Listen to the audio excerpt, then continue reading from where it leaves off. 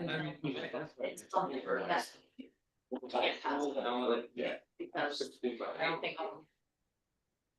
Oh.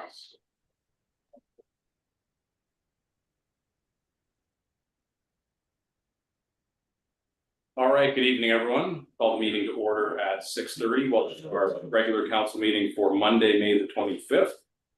Before we begin, I would ask that if you're able, please stand for our pledge.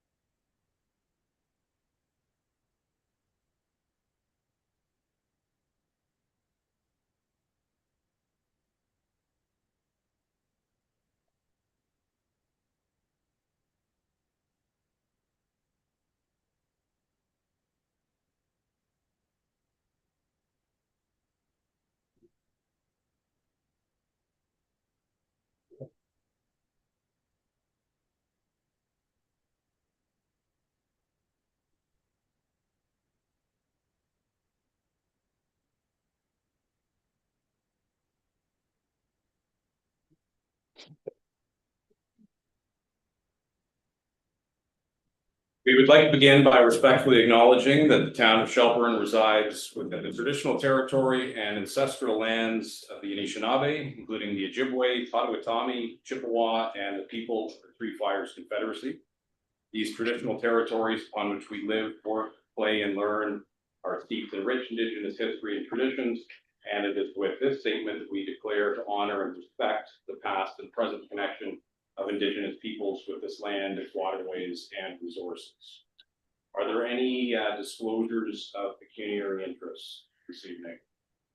I believe Deputy Mayor Hall, who's absent this evening, has submitted a declaration with respect to item 6.1. He's not here for discussion anyways, but just for the record, he has declared an interest. On to the minutes from our May 11th meeting. Can I have a motion to adopt those minutes as circulated? By Councillor Sample, seconded by Councillor Pichardi. Discussion on those? Okay, all in favor? It's carried. All right, that takes us to public question period. Are there any questions? Of course. Great. Just name and address. We know you, but just for the record. Michael, 861 O'Reilly Crescent. A few meetings ago, Mr. Mayor and Council, we asked you about a community sports center and a healthcare center at 124. Those are three burning issues in the community. We tried to talk to ask you guys that you guys telling us, well, gonna be a financial situation where you have to try to get funds, raise the costs, and all those things. So we just want to know if you guys ever bring that forward, and how did you discuss that, and if anything going on that, is any movements on those issues? The 124 is a big issue, Mr. Mayor, because the kids work over the plaza. And they have to walk, and we can't wait till there's an accident before you attend to those issues. And that seems like what you guys are really waiting on to see before you attend to it. It's a big issue. It's like the last 3 years, we've been seeing that going on, and a lot of kids walking. A big issue. How can one live in a community and don't have a healthcare center? Health is the most important issue and concern for a community. Why should we always have to go to Orangeville to get those issues addressed? And the next question, Well, I'm gonna stop you there, Mr. Knight, because question period is designed, I think, as has been explained to you a number of times, for one question per member of the community. If there's a broader discussion that you'd like to have, you've been invited to make an application for a presentation or a delegation, we can certainly accommodate that. But I will address the 3 points you have raised in terms of a community center. I think during the previous conversations that we've had when you've been here, as well as some follow-ups, there was some discussion that there could be some partnerships, that there might be an appetite on the part of some community members to go out and try to find funding. And as we've said, and I'll repeat that, if there is something viable, by all means, we're willing to be a partner. But for a small community of our size to fund something like that on our own, it's very difficult, and it's not something that can happen quickly. In terms of the healthcare center, we talked about that at length, I think, during a previous meeting last calendar year. The decision to move the hospital from Shelburne to Orangeville several years ago as part of the broader Headwaters Healthcare Center is a decision made by the province. Healthcare is firmly under provincial jurisdiction.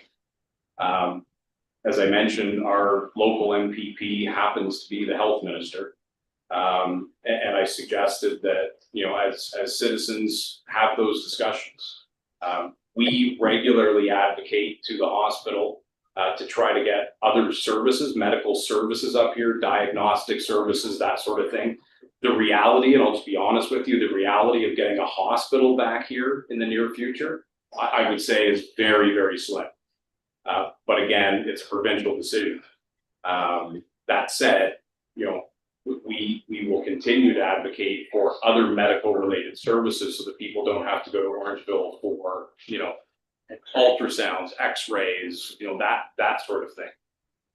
And then the final piece, the walkway along County Road 124, believe me, that is something that this council is very concerned about.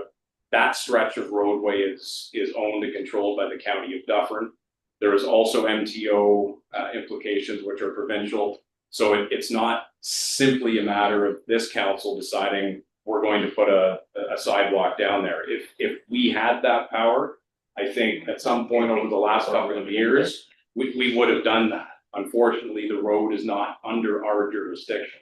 So we're continuing to work with the county and with MTO to try to find some solution.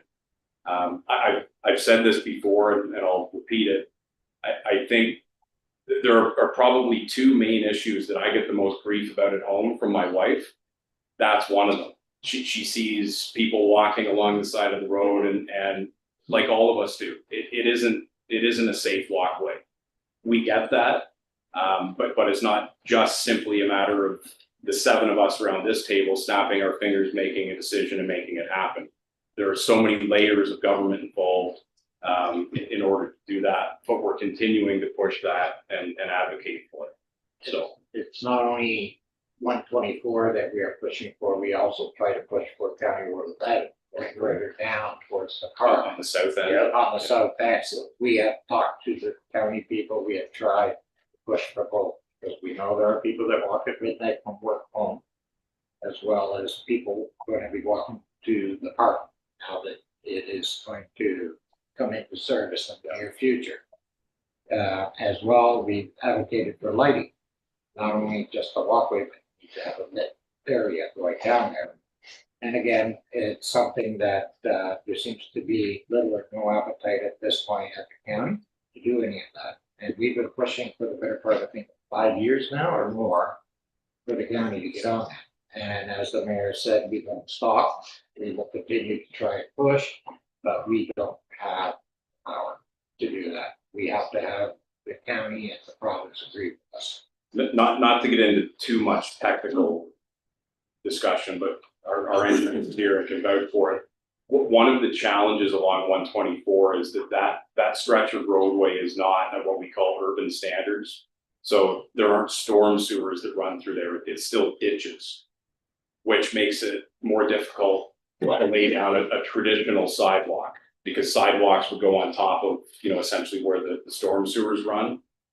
So one of the things we have talked about is, more innovative, unusual, creative approaches such as trails that are set back off the road so that walkers are back far enough that snow being, pushed back by snow plows aren't, going to create a new safety hazard. But again, the bottom line is it involves multiple layers of government. But I think the message is this group of people hears your concern and we're doing what we can to move that along. Can I just say a follow-up question on that?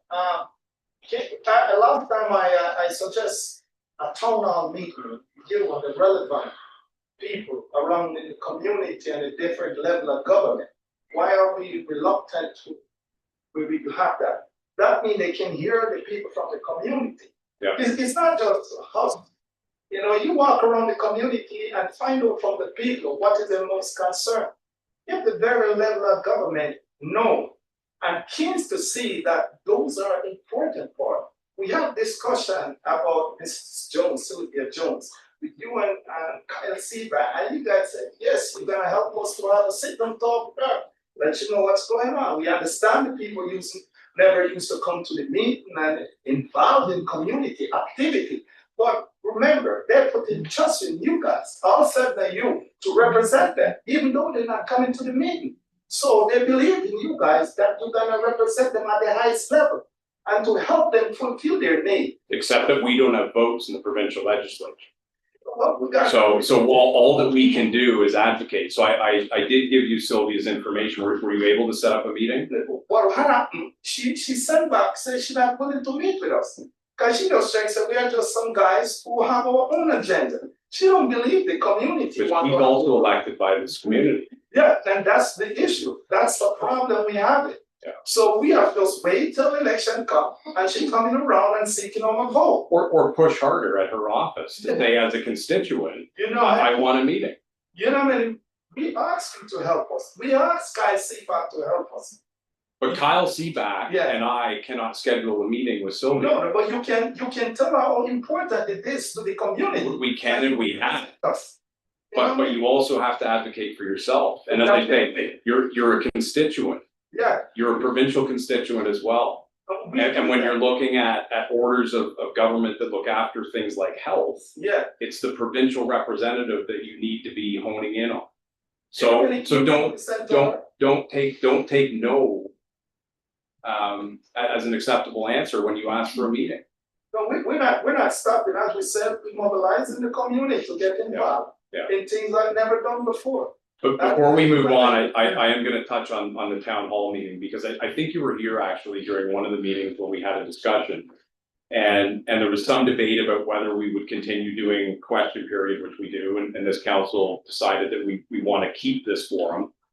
So that ratepayers, if they have quick questions, can come in on a bi-weekly basis and ask questions. What we've talked about doing for the next term of council is scheduling regular town hall meetings. The difficulty is right now, as of May 1st, we're in election season.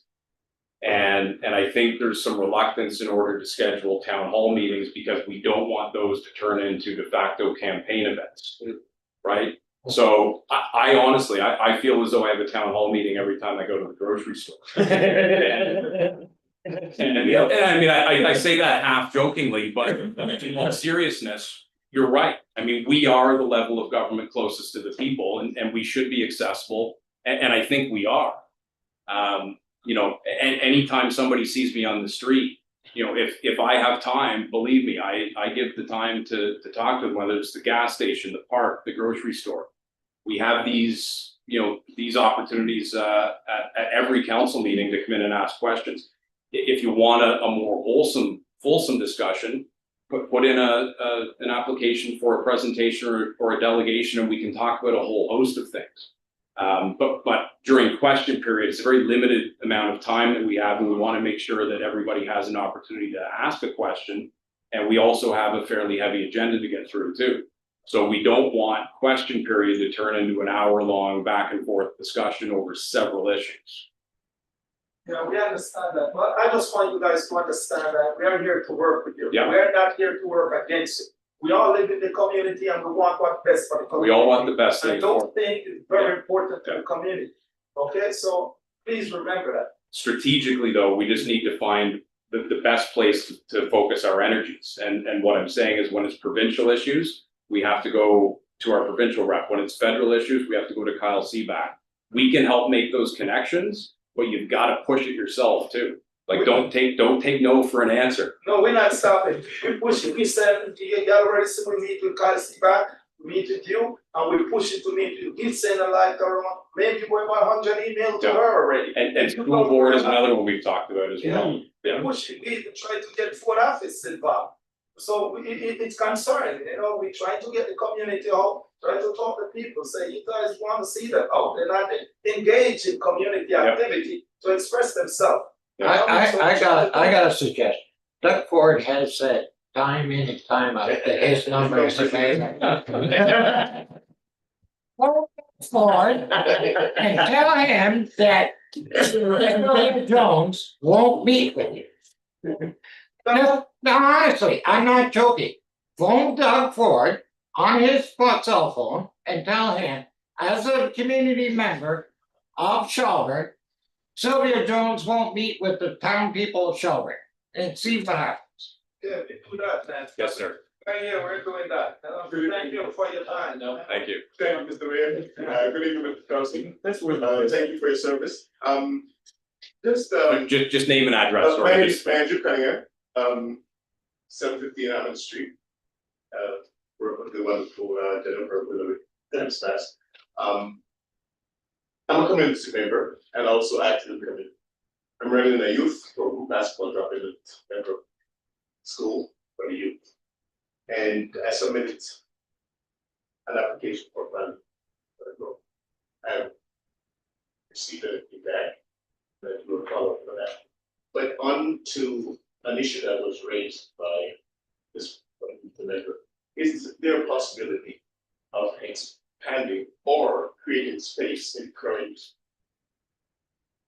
rec center to create something, an expansion rather than a new facility, something component, expand that area, create more community-oriented spaces so that the community, especially the youths, can be engaged at that level. At least we'll have that until we can get a big. And I agree with you. I mean, let's start with realistic opportunities and use spaces that we have. So I don't know if Councillor Wagner or Councillor Sample, Councillor Gachardi as well now, they're the members on the Center Dufferin Recreation Complex board. Before I ask them for any input, I'll just point out that the board governance structure at the arena, as we sort of call it colloquially, it's a bit odd. So we own the building, Town of Shelburne owns the building, so all of the residents own that physical space. It's managed by a board, which is comprised of representatives from a number of local municipalities. So there's Shelburne, Melanchthon, Mono, Amaranth. Yeah, not I think Mono. that's not, So again, the decisions with respect to that space are not entirely up to show. to Shelburne. Yes, we have to share that, but I just mentioned that as a bit of a reality check, but you guys wanna chime in on? We've brought up other ideas and other locations. It's always on our docket at the meetings. What can we do? Where can expansions happen? What do we look at? And you gotta understand too, a recreation center doesn't make any money. So where does it all come from? You know what I mean? So it all comes from the taxpayer base, and as soon as we start increasing to say we want to do this type of project, then like Mayor Mills said, all the other municipalities have to agree to that. And they don't want to see their tax dollars go up just to fund another expansion of that. So it's been a fight. It's been a fight for the three of us sitting on that board. I understand, there are several rings in there, correct? Just one. Ring, just one. Okay, so, One rink, one pool. okay, so thank you Exactly. for that. Could I go home? So yes, the expansion and all the logistics there, I understand that. But however, I think something that we can look at is a cross per use. Are you talking programming or expansion of the building? Well, if you're talking about funding and how it affects the rate there. So look at the rate per use, cost per use, going forward. Yes, there is money factor in everything, but that's also, it's also community. Right now, it's only served one interest. Yeah. Right, and there are multiple interests in the community. I think well, I was gonna say too, I think your best bet as well is, we have a meeting, actually this Wednesday. Yeah. And they're open to the public, but nobody ever comes. Yeah. So it would potentially be a good idea to maybe come Yeah. and, you know, maybe just for a couple of meetings, you just wanna see how it runs. And then bring your ideas and things of that nature, right? Just because then you can sort of get a little bit of an understanding, even sometimes the challenge that we face, trying to advocate for shelter. And then having, and I'm not throwing the other municipalities under the bus, they have to advocate for their residents and their community. But there is a challenge there with sort of, yeah, balance, exactly, like just trying to advocate for us and our community members and knowing what we need here and what our community wants. And getting the others on board to be like, yeah, okay, that would be great, because sometimes they feel it serves more Shelburne than it does their residents. So the board structure is challenging, and as a council, we are trying to work with that as well. But we're not there yet, so yeah, come to the meetings. Be helpful in our voice, So it's Wednesday. boost us up. Yeah, this Wednesday, 5:30. 5:30, yeah, upstairs. In I'll be there. Thank you for your time. And, so, sorry, I was just gonna say, staff has your contact information? It's on file. Okay, okay. I was just going to say, another one of our concerns is that building was 55 years old. It was built in 71, 72 with Quinterio. Very nice. So, believe me, I pretty appreciate it. So putting substantial money into an upgrade on a building that's 60 years old, weigh that against a new location. I mean, so there's. Yeah. It's gonna be a balancing act no matter what we do. So I mean, your questions are totally valid and really appreciated. But we've still gotta go, okay, do we, you know, Where we going? What can we do? yeah, is it better for us to rip it down or? That's the next Maintain it. process with this. Yeah. We're starting to look at And that would answer two questions. a building. Yes. Yeah, so that's what I mean, so we're starting to look at that as, what is that building actually gonna Yeah. be like? Like, where is it right now? What's our asset management? And it was purpose built for hockey back in the early 70s. The community's changed, obviously. I mean, hockey, I think enrollment has declined fairly steadily over the years. Not rapidly, but I'd still like to get rid of the, we could get another 50 parking spaces in that pile of dirt in the front of it. Absolutely. anyway, but as Councillor Wagner said, I would suggest if you can, try to make it out to the board meeting on Wednesday, because I think it's important for the rest of the board members as well to hear that, you know, that the community would like to see other sorts of programming, other opportunities within that one building. Because I realistically, I do think there's a bit of a tendency, and some say, well, you know, it's a hockey arena, that's all it could ever be used for. I don't subscribe to that. I think that there's an opportunity there to use that so for lots of other purposes. But help us out pitching and making that case with the rest of the, okay, Thank you. all right. That, I think we're at time for question period. Okay, so council inquiries, are there any inquiries? Councilor Donato? Loud mufflers in this town that wake people up, and you hear consistent, obviously, issues, the way they program their engines, you hear bangs and whatnot. And they're consistently driving up and down the streets. I know there's one that drives up and down Western Main Street. I hear it quite clearly at my house. It's at 11 to 12 o'clock at night. And 1 o'clock in the morning, you're still hearing this guy going back and forth. And that's not including the ones that drive through the subdivisions. Now, the GTA has similar issues as that. And they are looking at ways to manage that.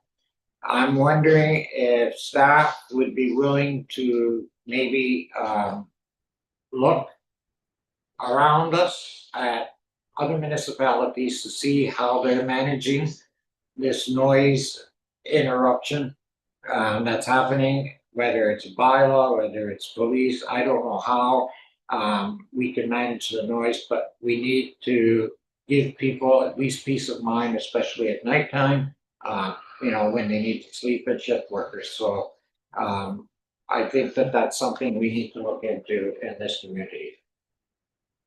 Jennifer?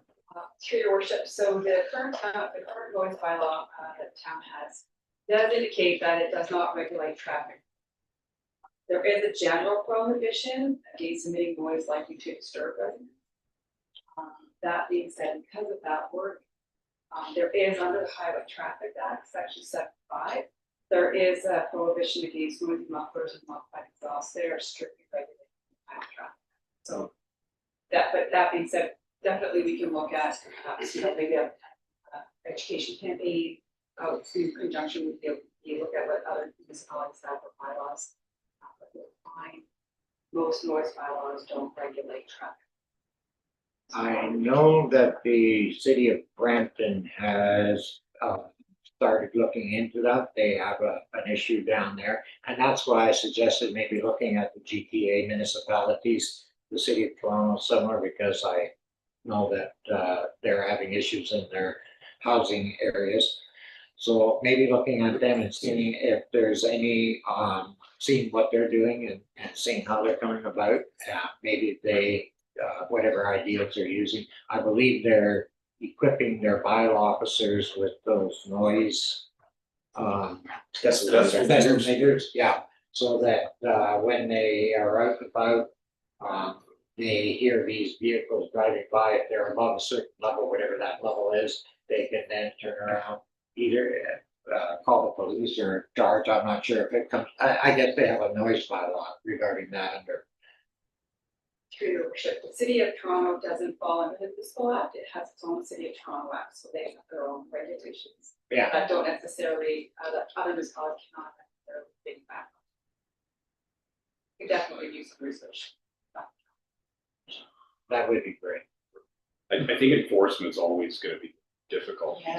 too, like unless it's the same person consistently at the same time every night. Like if somebody passing through, by the time a complaint's made, whether it's bylaw or police, and somebody responds, they're long gone, right? Yeah. But yeah, Well, and that's your thing too, is that your 11 o'clock and your 1 o'clock are, those time changes, this KTH shift change time too, right? Yeah. Going home, going to work, so, it's there too, so that's why you're hearing it, it's going through Fiddle Park too, like.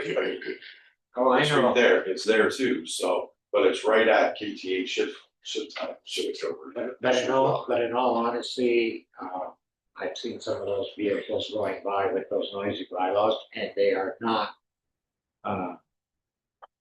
middle-aged, let's put it that way.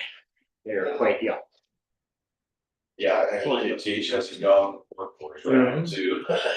I don't know. well, staff will take a look and Staff will see take what's. that. Sure, I'd be happy with that. Councilor Fegan? The only thing I was gonna say is, you're talking about the bangs, that's typically called a backfire. And as far as I understand, there's already a MTO bylaw or an MTO law. Backfiring is not allowed, correct me if I'm wrong. Whoever can talk to me about that, but there are laws already about noise and backfiring. Yes, you continue your car to do that. It's already, But it's happening. of course, Because again, it's enforcement thing, so exactly. call the police, by the time somebody responds to the area where you heard it, they're in Mount Forest, or wherever they're headed. I always thought that fine was just a faulty engine. No, people do it on purpose. It just- Yes. It is what it is. We're gonna suit that video. I'm gonna get a smart car and forget that part. Don't make a smart car about backfire, you're gonna flip over. Any other inquiries, Councilor Richardi? Go ahead. Oh, Oh, sorry. Okay. all right, Sure, thank you. Yeah, so just one for, I guess, for Jim, with regards to street sweeping and stuff. I know we had chatted a little bit through email with regards to, zone 2 now finally, getting done. Just wondering, like, are we a little behind this year? It seems like we're a little behind. And then, what? I don't know, but this is what kills me. I know, but they water it anyway. So, like, can't we do it when it's like raining? Like, they put water down first anyways, right? So I would actually feel like that would be saving them money because they wouldn't have to put water down and time. So I'm like, why don't you just do it in the rain? And then line painting, obviously, I think we've already. But, Harder. oh, line Line painting painting drives me started. crazy every year. We're like July and we're still painting lines. So, yeah, just wondering, just a little update maybe for the people who are watching. Your worship, Yes. we are a little bit behind. It was scheduled as May 15th. Weather was our big issue there. Yeah. Light rain, great. Too much rain, the truck just fills with liquid instead of sand and everything else, and it turns into a mess to contain, and more time to actually collect water than street sweep, Right. so. But they are well into zone 2 now. They figure maybe by the end of the week, weather holds out, or next week that we finish off, and so next zone. Yeah, cause I kind of noticed like Main Street doesn't really look like it's even been done anywhere, and I was like, oh my gosh, I'm like, I feel like we're really, really behind, so. And the Yeah. municipal parking lots, they're Yeah. last up the list there too, to try to get the streets done first. Alright. Feedback on that question, just quick, but is this a 2 go around or is just the one time and that's it? Through worship, they are shooting for the once around, that's, we had a lot of social media, social posting there just to help out with parking. That there are some areas where they had to loop back around where it's still very heavy where people were parked. So they are working on that too, but yeah, they're not planning to go back and hit the whole town all over again. And back to the painting question, line painting did start today in the south end in zone 1, so that'll be moving, sorry, zone 3. Zone 3, then zone 1, and then zone 2, and follow up the suite. Okay. That's great. And then just one more for, I guess, town staff in general. Do we normally make like posts about, like, if we take down the sign, for example, coming into town near Emerald Crossing, just like, hey, the sign's down because we're planning on putting up a new one, like those types of, I didn't see one like that, but I also wasn't really looking for one like that. I try to stay sort of up to date on the posts that we post as the town of Shelburne for the community information, but there was some, chatter on Facebook, and I kind of had to go on and be like, yes, that sign is down for a reason. It's because it's being replaced, and it wasn't supposed to be replaced until the construction was done, so we didn't damage a brand new sign. But I was just wondering, like, is that the type of post we would sort of make on our social media just to kind of update people if they follow? So. No. Okay, short answer. So the way that we would handle that is if somebody had an inquiry, we would refer them most likely for themselves to require staff report. We had outlined through the budgetary process what signs were being purchased. We actually brought that sign back to council. And to your point, that's exactly the reason. If we did that, we'd be posting about the sign every month now. So if the bigger question is what's happening, it's exactly that. Deal gate is completed. Jigger is actually dealing with a lot of the signs at that plaza. We want to make sure that the positioning of the new sign isn't going to be disruptive to traffic. Placement has to be approved, and we'll install it when that assumption of that. Okay, that makes sense. I just wasn't sure if that was, something that we would want to post for community information, but I did throw it out there. It seemed to stop any chatter. Councilor Gashardi, thank you. First of all, thanks to town staff on the weekend for doing the test truck event in the pouring rain and what they had to move inside. Staff was amazing. Seeing kids doing, getting into tractors, diggers and all that kind of stuff. So please pass that along to them. These are all gyms, sorry. Curb cut on Highway 89. I know we talked about that in the past, we're on the rail trail. Just wondering what the progress on that one is. Yes, through your worship, that did come up last year, did go look at that. Not quite as simple as just a curb cut, it's gonna require for the county trail off Main Street. It's gonna require an asphalt cut too and some base work to put a depression there, so it's not just a elevated ramp coming up off of Main Street. Okay. So that, this year we have everything allocated towards our Pine Grove urbanization project. So we're hoping to loop that in with next year's construction, we get back to normal asphalt resurfacing. Signage for letting people know that there's a trail crossing at Victoria. Through your worship, yes, I did talk with Will after our last meeting about that. He does have that plan for this year for newer signs to go up, to point out the crossing in both locations. Great. Paving along Victoria from the trail south to front of the storage area, that stretch of road, it's seen a tough winter. Through your worship, yes, we did notice that this year too, especially the shoulders breaking away in some areas there. It was a tougher year on it. It is higher on our roads needs list as well. We have to go back and look at that to see where it falls in there. But I believe that is one of our top lists to look at, when I get back to resurfacing. And I've already had some requests for speed cushions along Berry Street. So That was one I forgot. I was gonna ask, what about the speed cushions and the bollards? When are we putting those out? Yeah, I think this one's done, yeah, yes. So through the mayor, we're gonna bring back a report on funding that we received with the discontinuation of the automated payment for government province.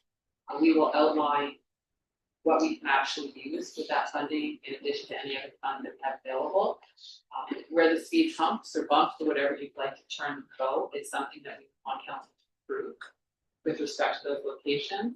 And then we'll outline any other elements of that program in terms of bollards, if it's crosswalks, if it's additional signage. We'll also address potentially whether or not, again, I know this is well received, whether or not certain streets should have a lower speed. But we'll package all of that for your consideration, and I think we are looking at bringing that back in August. 5 kilometers an hour. 5 kilometers an hour? No, not 5. But we'll outline that in support, because there are some communities, depending on the character of the road, that have reduced the speed to 30 kilometers, whether it's time sensitive adjustments, but again, where there's a lot of pedestrians, especially youth pedestrians and seniors, it just provides that extra layer of, I guess, protection for them when they're encountering in our community, heavy trucks and a lot of long trucks. So again, not to do the report for you, but there'll be a whole range of things within the traffic calming program that you'll have to consider as part of that fund. I'm sorry, I was gonna just a quick follow-up, do we have any, since we've removed cameras, do we have any idea what the average speed going through town is now? Our signage yet, or have we collected some of that data, or? We do have the signs up that record all that. We haven't downloaded those yet to compile the information. We have been updating the OPP on certain areas that they've had, actually. This email to them today on that, but we haven't downloaded them to look at that yet, but that'll all be part of our traffic calming meeting. Great, thanks. So I'll just say anecdotally, without the data to defend it, just based on people's experience. And I'll just use my experience, speed has gone up. Sarah. My experiences. Councillor Fegan. Something that we haven't talked about in a while, just talking about Victoria Street, kind of sparked my memory, and just wondering if we could possibly get an update. It was 420 Victoria Street, where we were talking about the storage area. Can we get that just brief update on where we're standing on that? So the update is that we paused all of directions that council had to go forward with respect to the surplus of that property, and it's mostly due to market. So when we had originally outlined everything with respect to the opportunity that was the market was actually at its high point. And we had used what we expected to be the minimum amount that we would actually request for that property to at least help recover a lot of the remediation costs.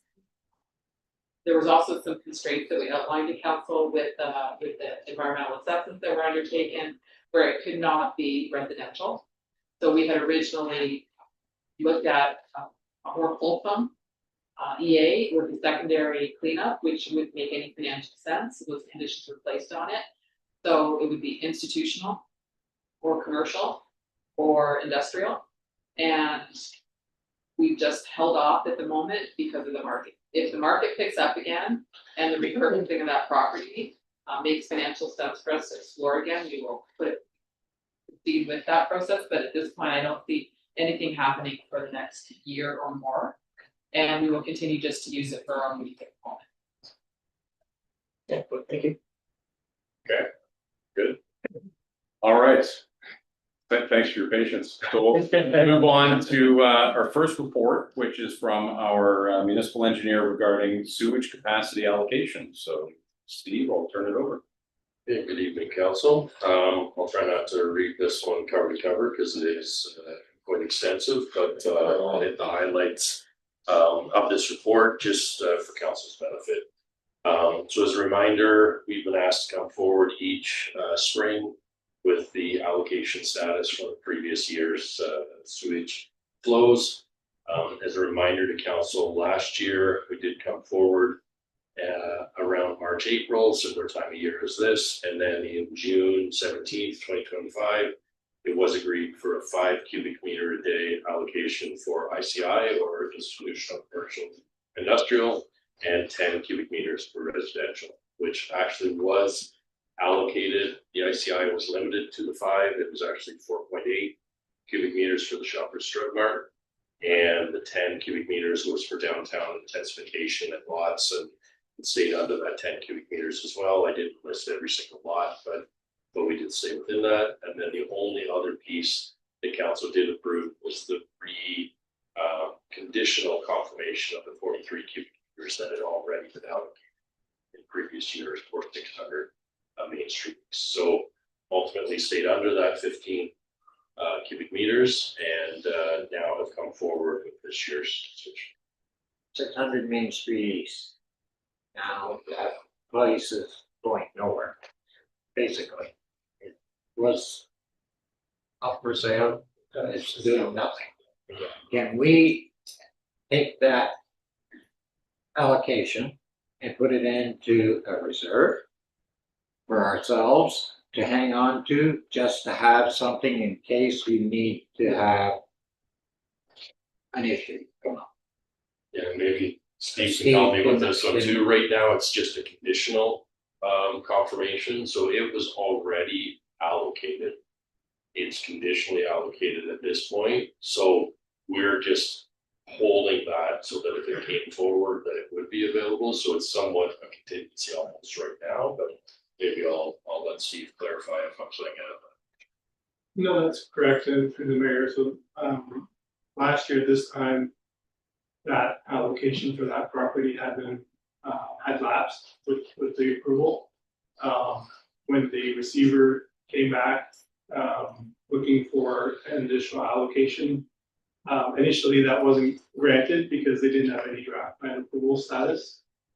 They did flag that creates some hardship for them in trying to sell the property. So it wasn't until last fall, I think it was October, when Reed's Heritage Homes had come with a request because they were considering purchasing the property to do a similar development. So there was a conditional allocation we established for that, but obviously nothing has moved forward with that. Reed's Heritage Homes has not purchased the property and is not moving their proposal forward. What's changed since, and Steve will cover this in more detail, is that whether we put that back into the general pot or not, the flows have increased significantly for other reasons. And as a result, there's really not the flexibility at this point in time to either reestablish that allocation for 600 Main, carry it forward, or to put it somewhere else. because we essentially have to take a more conservative approach based on the latest results. So from what we know today, from 2025 data, that development will very much be contingent on either further changes in the existing plant flows over this year and next year, or dependent on the wastewater plant phase. But Steve will cover that in more detail as he goes through the findings. So basically, the answer is it's gone anyway. Yeah. Okay. So continuing forward, we have compared the flows to the annual flows. As council will recall, originally we were working on a 5-year average for comparison. Then we dropped down to a 3-year just because we were wanting to be conservative in the fact that as the town is growing, those two will start to merge together. This past year, we actually did see the 1-year flows exceed the plant capacity. So the average daily wastewater flow was 3,568 cubic meters a day, which is larger than the 3,420 that the average flow for the plant is capable of. It's also a significant increase from the 3,186 cubic meters that we've seen in 2024. And one of the things we did see in this year's data, and we started to see it a little bit last year, but we've also seen it at the start of 2026, is the snow melt and the rainfall events and the infiltration is actually having a significant effect on it. And so while the town has invested heavily and for several years invested in the I&I program of closing up infiltration, cameraing sanitary sewers. We have found a few locations where other utilities have kind of knocked into some of those areas. We definitely have seen some direct correlation between rainfall events in April of 2025, again in 2026, that we do think that program needs to be re-implemented. One of the things we did do is compare against the 3-year average, because part of the reason we use averages is we are trying to eliminate sort of those wet weather years and a dry weather year, and we're trying to find an average. So we did compare against the 3-year average just for comparison purposes. That was 3,207 cubic. So it is still slightly below the 3,420, but as Steve had indicated, we are basically right at the existing plants. So we have indicated there's no remaining capacity in the existing water pollution control plant. We have then gone on basically to recommend that the I&I program that was strongly carried through by the town and it's kind of been dormant for the last 3 or 4 years, just because we closed out a lot of the old areas, a lot of the subject and concern areas before, we would recommend that program come back.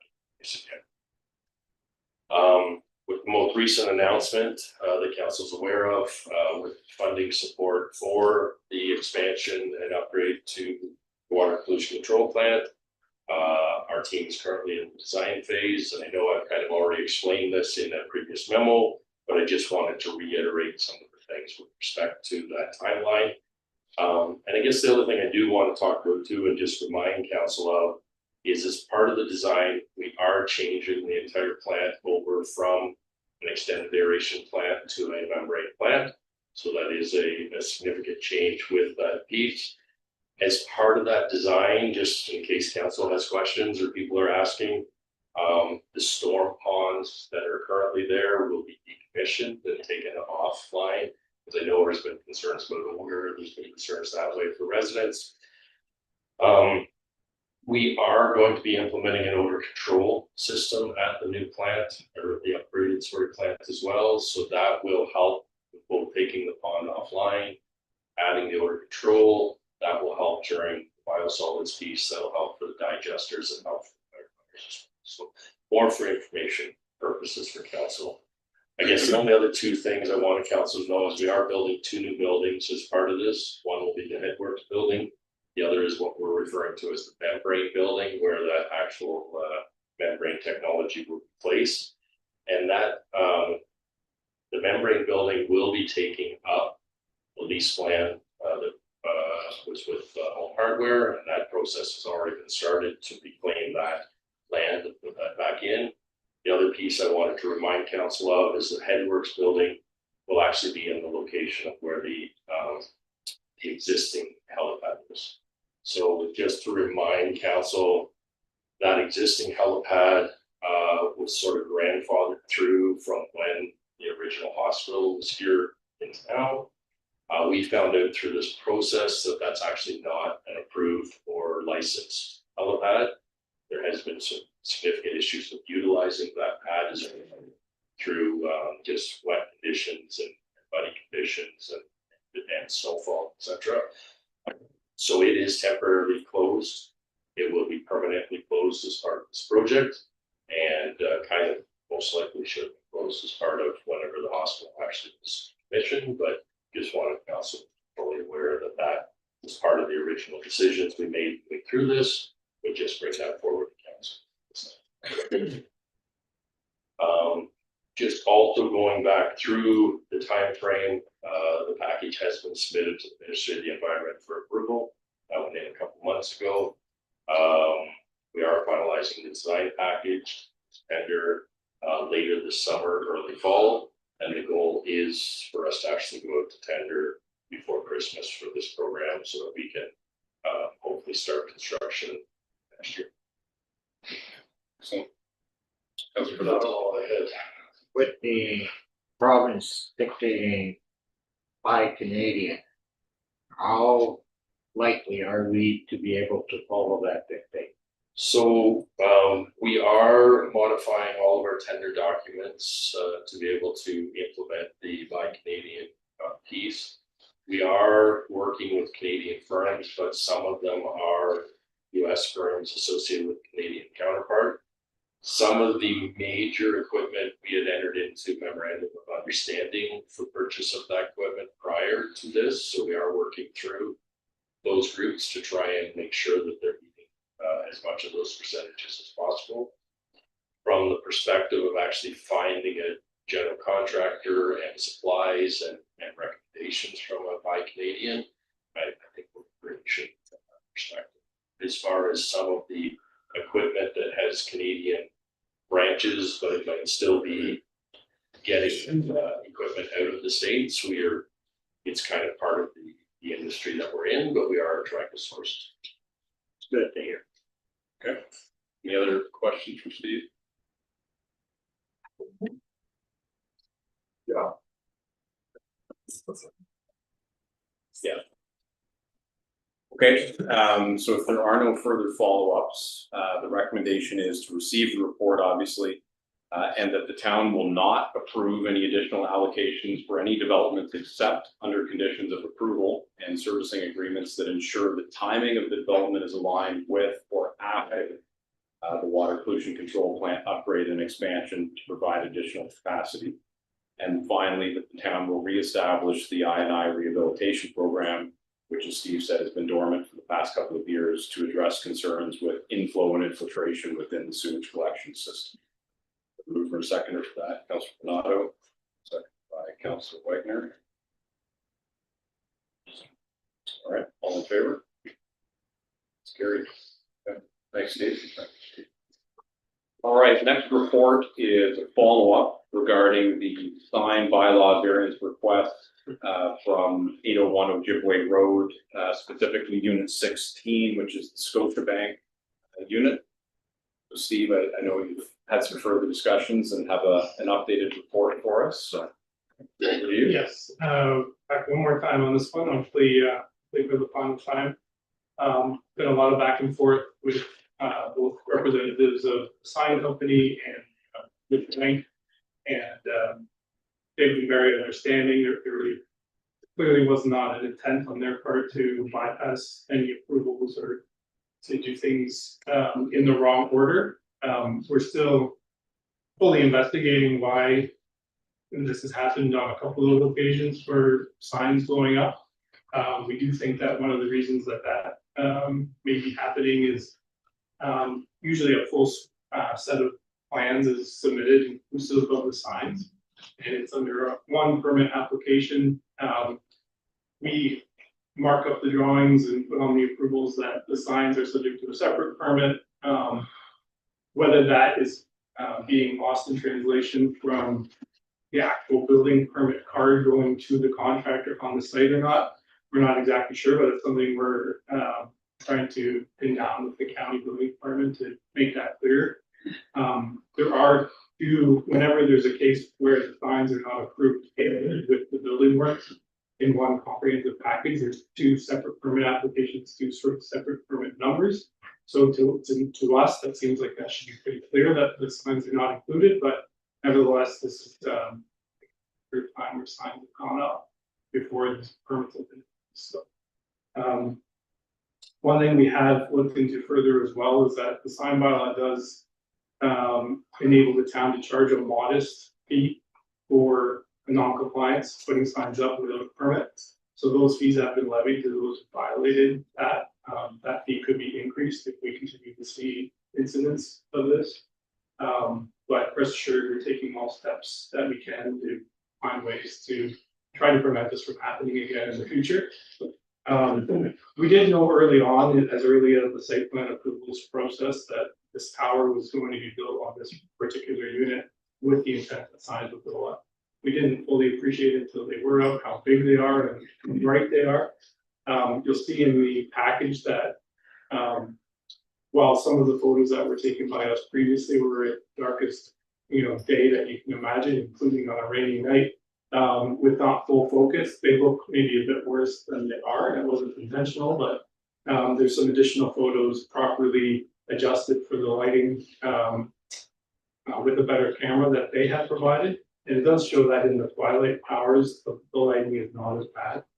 The other measure that they've taken is in response primarily to a complaint that was made by a resident, I think of Tamarack, from down the street, about the sign lighting and how it was on all night initially and quite bright.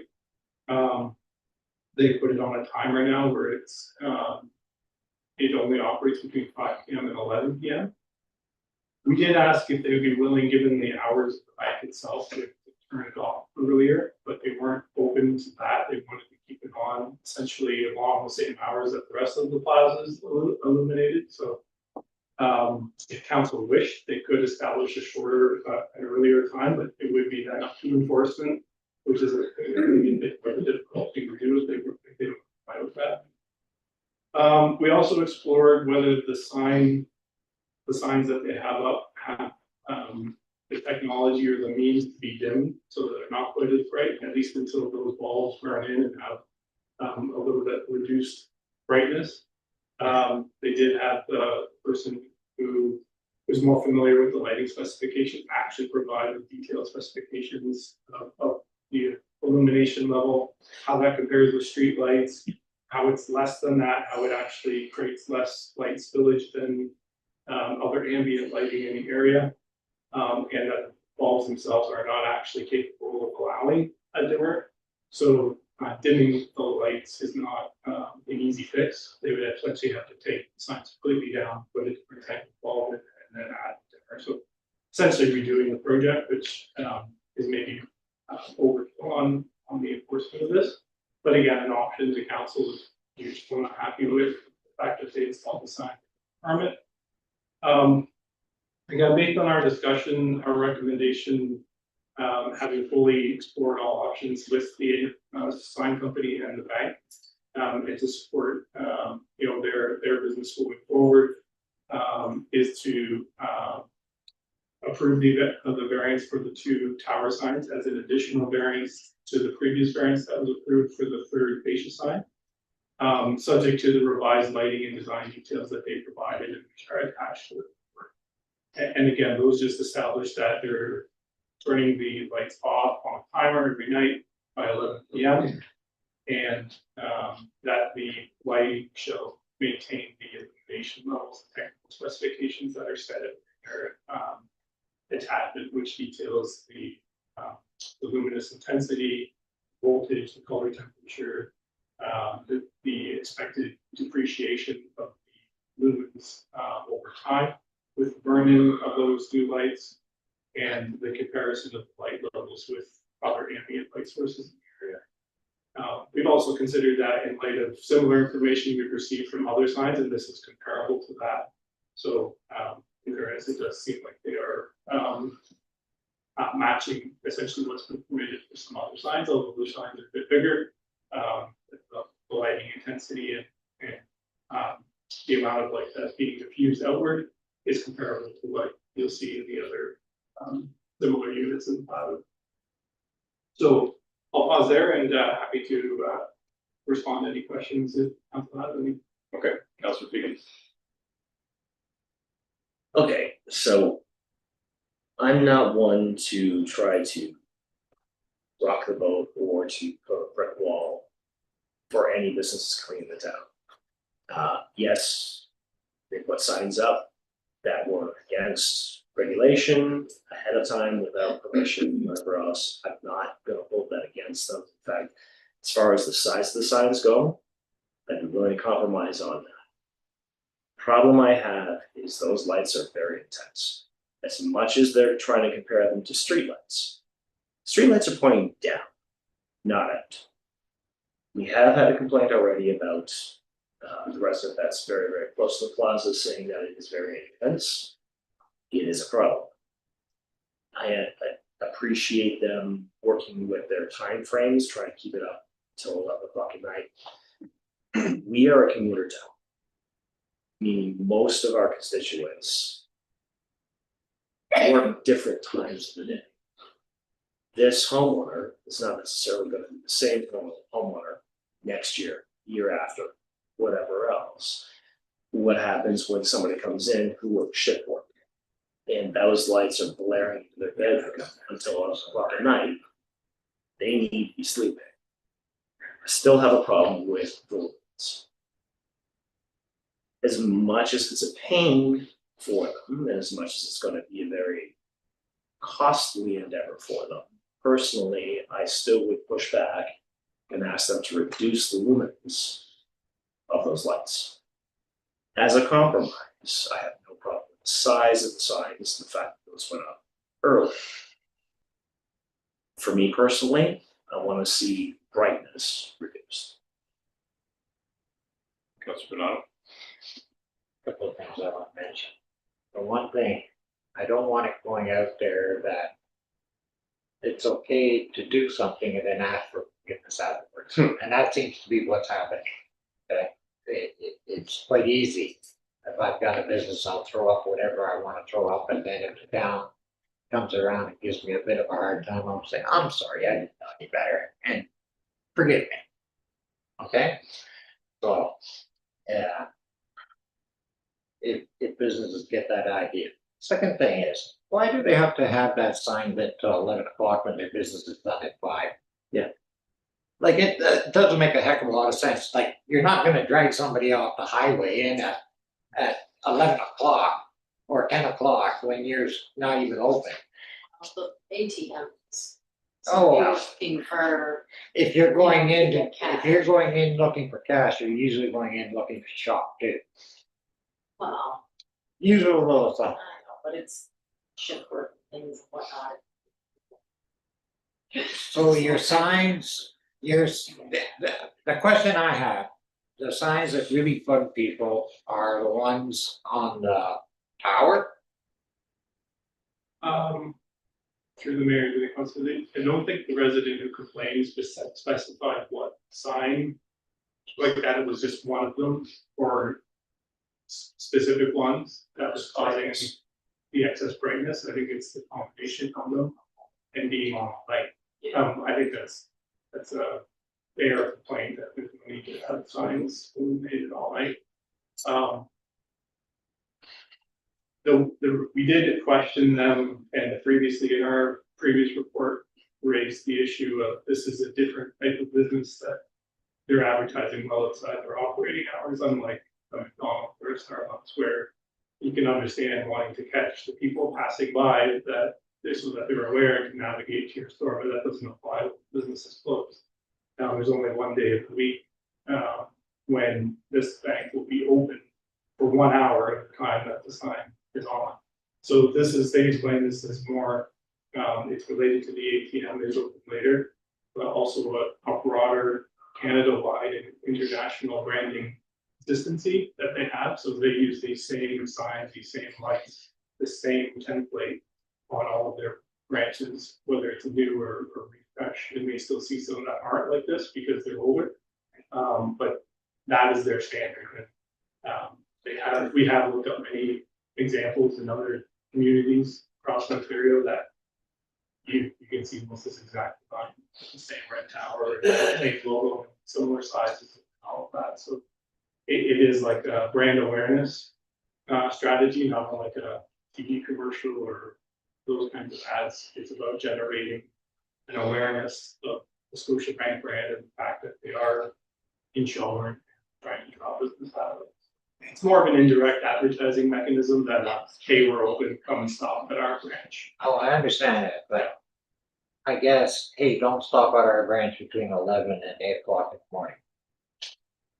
Yes. Well, we're there, hey, started off at 11, and that's why they probably keep it on until dawn.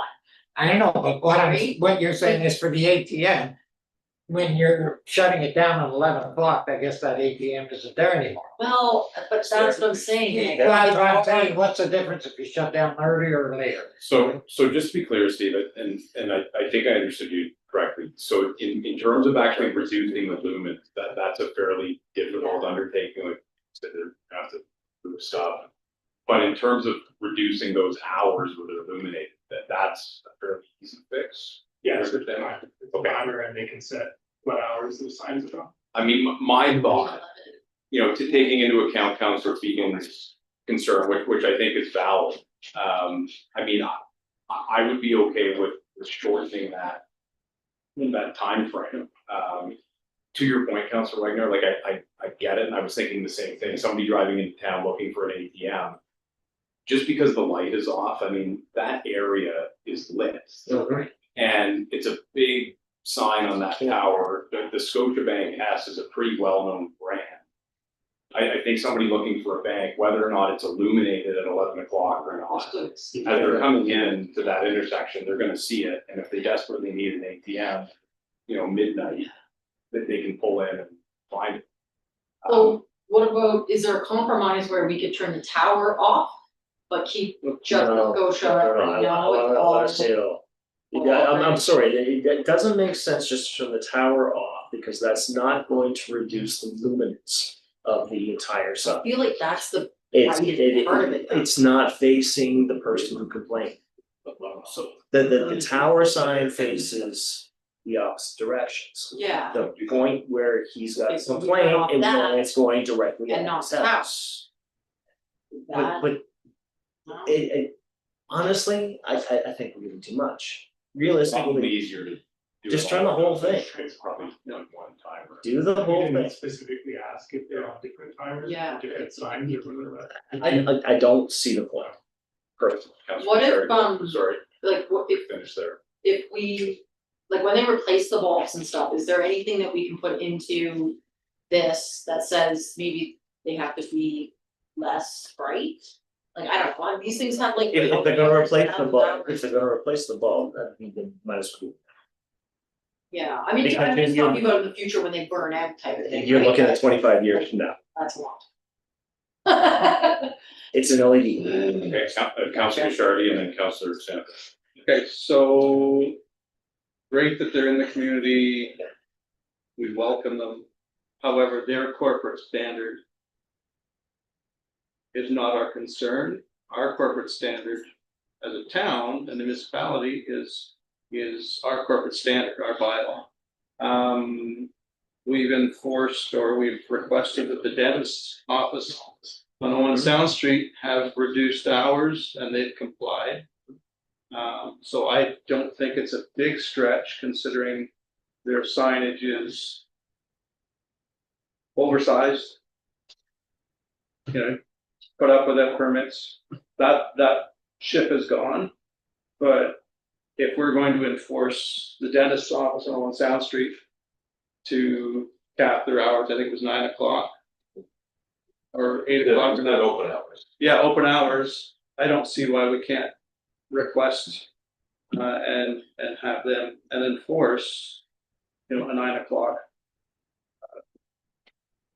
shut off time for the signs. That's a reasonable compromise. 9 o'clock is kind of what I was thinking. Yeah. Because I mean, summertime, it's. Yeah. Still light, Still dark, yeah. just starting to get dark at.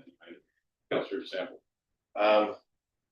But yeah, I don't think we have a brightness bylaw anywhere, that we can fall on I there. don't think we do. We don't. No. So the brightness bylaw, the brightness to the lights, I think we're just stuck, we just have to control hours. So I think that's the fairness to say that, unless we come up with a brightness bylaw all of a sudden, then next year, whatever we do with it, then that falls into that category, but the present one. So I agree, probably not 11, but 9. Summertime, it's still daylight by 9, wintertime, it's gonna be 4 o'clock, but I think 9 o'clock is an acceptable time for that time, because the plaza's lit anyways, so the other businesses, so. Over there the other night after our last council meeting to take a drive through to see what was happening and what was going on in the darkness. And it is fairly bright, but it's not overbearing. What I mean, if poor guy on that side there that's getting the shine directly into his room, yeah, it's probably unbearable for him, but it wasn't unbearable in the parking lot, so. I'll agree with 9. And just one more thing on that. I noticed it's important sign, they must have put it up when we were in council. I think that was one of the other ones Steve was referring to. Thing that night, yeah. Yeah. So, Okay, it was on the building. does there seem to be some consensus, 9 o'clock? Might work, okay, so 5 to 9? That, okay. So I just sort of reworked the recommendation here, so Steve's report, and further the council approves the revised request submitted by Steel Art Signs on behalf of Scotiabank for a variance of sign bylaw 30-1999 to permit 2 business logo signs on the tower feature at 801 Ojibway Road, Unit 16, subject to the revised lighting and design details provided by the applicant, and subject to hours of operation of 5 p.m. to 11 p.m. and to the satisfaction of town staff. Correction. Not 11, Sorry, 9. That's what I meant. AM to 9 PM, 9 minutes, yeah. 5 p.m. to 9 p.m. and to the satisfaction of town staff. To remove a seconder for that. Vegan, Councilor Pichardi. From your perspective, Steve? I'm just gonna mention that we do have Debbie from Scotiabank on May, if you wanted to get any reaction from her before. Sure, yeah. Hi, Debbie. Hi, guys. Thanks for entertaining us again. And yeah, I think Steve summarized it well. And I don't think that's a hard sell for us. I can, when we get that report, we'll make those adjustments, and we're happy to comply there. And if there's a fine to levy to Steel Art Signs, then please go ahead and do that. That was on their it wasn't something we instructed them to do. So as far as install the signs, as far as we were concerned, we had a permit, so do what you have to do there. Yeah, Yeah, I appreciate that. Yeah. From my perspective, I think it's probably the best way to reach a compromise, which doesn't create tenable conditions for you to pull down signs that are already erected and reconstruct the whole things, but it also limits the time frame so that residents in the area aren't unduly inconvenienced. So, okay. Good. All right, Thanks. so we have a motion on the floor. Steve, is there anything else you want to add? No? Okay, I'll call the question then. All in favor? That's carried. Okay, thanks for your work on that. All right, next report is also from our town planner, and it's regarding an extension of the expiry of part lot control exemption for Stone Ridge Stone Block 7. Yes, thank you. Just on the report, it's been a little while, so a recap of bylaw was passed, number 33-2023 in 2023 for a 3-year exemption from bylaw control. Again, what bylaw control is a regulation in the Planning Act that prevents adjoining land with the same ownership or anything less than a whole lot in a plan of subdivision from being sold.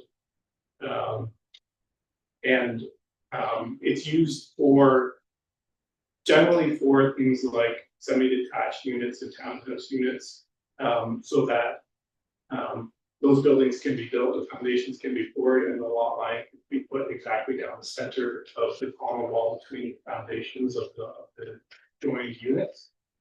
For those familiar with this particular part of the Stone Ridge development, or the Shelburne Towns or Scone development, it does go by a few different names. This is just the block at the corner, right at the corner of Gordon and Main. Those are the most recently constructed units. There are 5 townhouses there, very similar to the townhouses in the more northerly part of the development.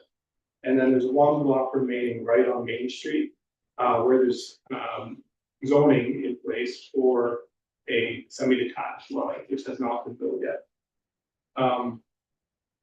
Because the Planning Act only allows us to do bylaw control exemptions for a period of 3 years, and that exemption is needed right to the point of the ownership being changed from the developer to the new unit purchaser. They've asked for more time to allow specifically the semi-detached units, but Kim Harrison-McMillan, who's also I think joining the meeting virtually, has mentioned that the townhouse units, the 5 townhouse units, while they've been constructed, the closing dates have not been reached, and some of them are still for sale. So in fact, we need to maintain bylaw control exemption on that entire block 7 for those total of 7 units. They requested as part of this application an additional 3 years, which again is the most we can give them. That would take it to May 29th or May 25th, so 3 years from tonight, stated if approved, 2029. And hope is that will give them enough time to complete the semi-detached dwelling, sell the 5 townhouse units, and reach the closing dates. If not, this can be extended limited number of times. There really isn't any risk involved in having this. It's simply a tool to allow those individual units to be separately sold and owned independently from each other, instead of having to sell a 5-unit townhouse building all as one. And you'll see that the bylaw has been structured. It was our initial understanding with this request that it was only for the semis, but Kim has reminded me again that all of the townhouses have built, those have not been sold yet. So I do ask that if you're able to enact the bylaw tonight, or council supported of doing so, that number 2 would be revised to say, instead of part of block 7, and then there's several parts identified from the reference plan, it would be block 7, unregistered plan 7, 8, and 80 is hereby designated as being exempt. So that would cover the 5 townhouse units and the 2 semis. We can make sure that that is properly worded in the final version of the bylaw if council is supportive of that change. With respect to servicing, I covered that in my report as well, but just to be clear on that, this has already been built into the calculations of the servicing allocation report, because these allocations have been held since the units were originally approved several years ago. So no additional flows or anything created that are already previously approved. So with that, I'm happy to answer any questions. Have any support? Okay. Just the recommendation that we have in the agenda does refer to block 7 of plan 7M80. Yeah, it's just the bylaw itself. The I actual- need that. Okay, Yeah. okay, yeah. The recommendation is good. All right, any, Councilor Bernardo? Very good. Move it forward to them, because with the tough market that's out there right now, I don't have any issue with this. I think it's only being fair. Yeah, I'll say. Okay. All right, any discussion on that one? All in favor? Carried. Okay. Thanks, Steve. Safe travels, gentlemen. Thanks for coming out. All right, next report is from our Director of Legislative Services regarding some recommended changes to our traffic bylaw. So Jennifer. Thank you, through your worship, so at the April 13th council meeting, council gave direction to staff to amend traffic bylaw to include parking regulations for Victoria Street. Staff have also taken an opportunity to add some additional amendments. They have been brought forward by law enforcement staff, operation, planning and engineering as well. So we took this as an opportunity to incorporate some additional. So Schedule B to the bylaw, the amended bylaw, it establishes a 24-hour no parking restriction. It's kind of good subdivision now that it's fully smooth. We've got reached out on parking enforcement. There are no signs that they're going out shortly. The one thing but that was not captured in this amending bylaw is the Emerald Crossing subdivision. They were still working those details out, so that's sure. Operations staff have requested amendments to some municipal properties that's noted in Schedule R. Being able to identify where parking be permitted authorization permit. So that is the operations yard at 420 Victoria Street, sewage pumping station sites, water tower property, and well facilities. These restrictions are intended to protect municipal operations and ensure availability for authorized users, as some residents are utilizing properties as well personal storage area. So that being said, we will undertake an extensive educational review, or again, the last resort. So we will be engaged with those that are using the site as their storage. We will be letting them know it now goes on. But it's the last resort. It will make sure to reach out to those for let you know that they'll have to make alternatives for their items they have on this property. Sign will be installed. Then at the request of the OPP, some definition of traffic to indicate that vehicles with a gross weight exceeding 5 grams. So this amendment provides greater clarity and consistency. The previous definition would have to have the OPP officer take that vehicle to a weight scale weight. So this just allows them to issue notes that had traffic ticket to note. Go through that problem. Staff are also proposing several new parking regulations to address some common issues that have been encountered by law enforcement operations, where the bylaw currently lacks clear. So a few examples are prohibited parking of traffic calming. So earlier this evening regarding the traffic calming measures, what we're finding is people are parking within some of those traffic bollards. People are having to, you can't maneuver through. You have to go in the opposite line of traffic. That's what that means. Requiring trailers that are parked on the roadway to remain attached to a vehicle. Restricting EV charging spaces to actively charge electric. So we're finding some vehicles are parked in charging locations. They're a regular vehicle, not charging. Okay. That actually is just directing us some likely putting in place for the requirements for a lot of people. We also were updating school bus parking provisions. Previously it indicated school buses were required to have a permanent parking rule. To my knowledge, we've never had a permanent system for school bus, so we just removed that permit parking to indicate that. Usually when we run into an issue with school bus parking, we reach out to the bus company directly. If there's an issue, provide accommodation. There are minimal financial expected, limited to signage updates, administrative changes, all of which can be accommodated. Any questions? Okay, question on the fines that you mentioned.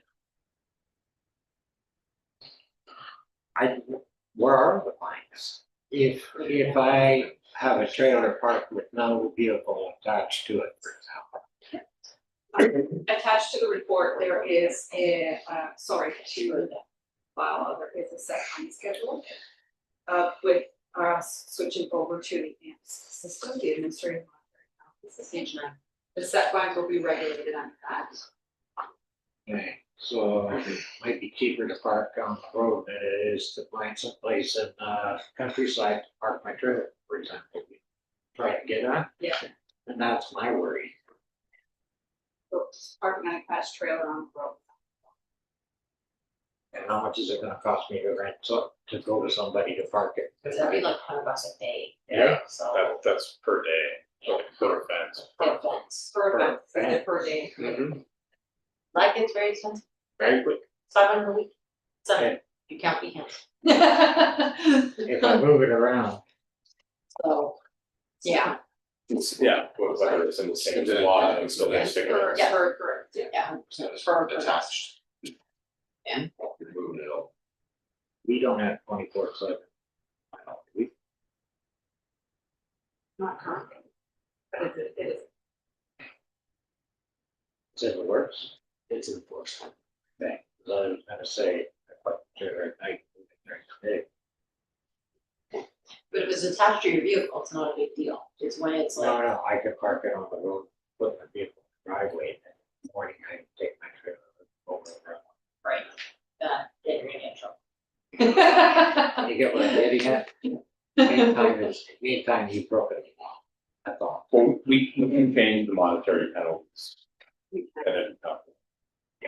Through your worship, if that situation were to arise, I'm sure you would proceed place, and in that case, we would absolutely pass that. Yeah. Sure. Yeah. Any other questions? Okay, can I have a motion then to receive the report and further to be given for the reading and enactment of bylaw 24-2026, which is a bylaw to amend the traffic bylaw 8-1983. Sherry? Thank you. All in favor? Carried. How do you know that a license plate is coming? We have the ability to, we don't have plate readers. These two both have the ability to search that base. I guess so, if it's been there for a while, then it's like, Well, there's just not a sticker on it, there's no more stickers, the plate is always valid, Yeah. I'm not sure how you get an expired plate then. Yeah, right. Not sure how that happens. Get it expired, The MPO database does track that. how is it, I don't know how it's expired. There's no sticker. They do. They still expired. Yeah. So. You still have to renew your plate. Yeah, but that's, most of it, as long as you don't have a ticket, is automatic. But the MTO database still maintains it. I've had trucks, for me, trucks are different. Trucks can't for me, cars, SUVs, haven't renewed this, because I'll keep it back. He's realizing now.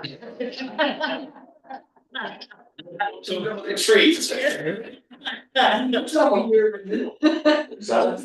Why are you set? It's a 1 or 2 year renewal. 2 years, so I'm not sure why. Or you have to actually. You request still have to renew it. certification, then you have to go online and renew. If you don't, you drive past the police and you're not. And we have the, like we did for AMPS, for automated speed enforcement. We have access to plate reader. So we have access to that database, it would tell us when that plate is known, whatever it is, it will come up whether it's expired or not. But you can also, they also, they went through it, send you notification if your plate needs to be renewed. Right. And I get what Dan's saying. If you're, when you said truck, if a truck is considered, like my truck, for example, is more like a car, not really a truck. It's a different situation. If you're talking commercial work trucks, that's a different situation. So maybe you should check.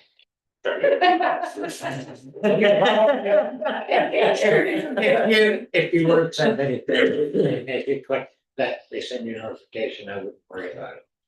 Send bylaw around to check. Sorry. All right, the next report, also from Jennifer, is the bylaw enforcement status report for Q1. That's just for. Yeah. Nothing you want to point out? Okay. Yeah, like. Does anybody have any questions about that? No? Okay, can I get a motion and receive that? Mr. Sample, second by Councillor Wagner. All in favor? Carried. Why don't we take a quick 5-minute break and then we'll come back and talk about e-scooters. Okay.